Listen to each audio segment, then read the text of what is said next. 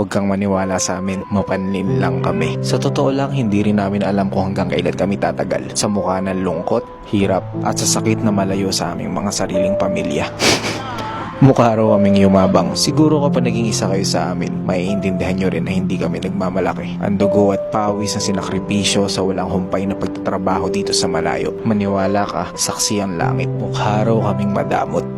Unang-una, hindi po kami milyonaryo. Kung alam nyo lang na ang bawat araw ng buwan dito ay nagmimistulang petsa de peligro. Binigay na kasi namin lahat para sa inyo. Kahit wala nang matira para sa aming mga sarili, huwag lang kayo makaramdam ng hirap dahil kayo na lang ang natitirang lakas namin.